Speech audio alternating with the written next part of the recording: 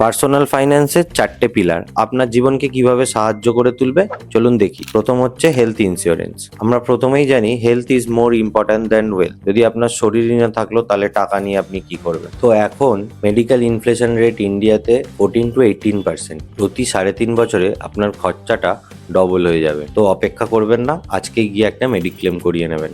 Second, term insurance.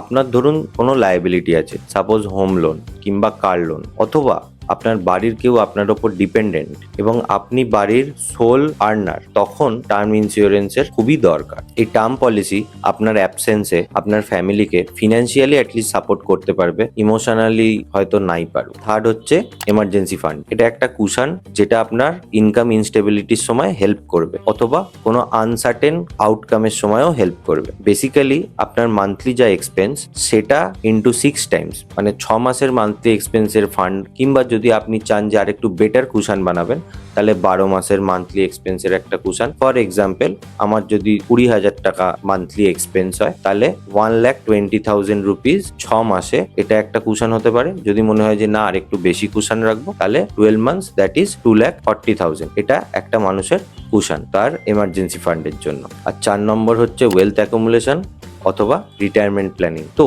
আমাদেরকে একটা টাকা ফিউচার সেলফের জন্য জমাতে হয়, যখন আফটার আ সার্টেন এজ, যখন আমি আর কাজ করতে পারবো না, তখন আমার প্যাসিভলি যাতে ইনকামটা আসতে থাকে। এই ওয়েলথ ক্রিয়েশনের জন্য আমরা যেটা বেস্ট পদ্ধতি ইউজ করে থাকি সেটা হচ্ছে এসআইপি। ফর এক্সাম্পল, যদি আজকে থেকে কেউ 5,000 টাকা করে পার মান্থ ইনভেস্ট করে, সে 20 বছর বাদ থেকে 50-60 টাকা করে পার মান্থ উইথড্র করবে, এবং সে সারা জীবন ধরে তোলার পরেও তার ফান্ডটা বাড়তেই থাকবে, কমবে না। এই দুনিয়ায় সার্ভাইভাল অফ দ্য ফিটেস্ট করার জন্য আমাদেরকে এরকম টিপস এবং ট্রিক্স মাথায় রেখে নিজেদের লাইফে অ্যাপ্লাই করে চলতে হবে। আপনার প্ল্যানিং আজকেই করতে কন্ট্যাক্ট করুন মানি মাইন্ড সলিউশনের সাথে, এবং ভিডিওটি ভালো লেগে থাকলে ফলো মানি মাইন্ড সলিউশন।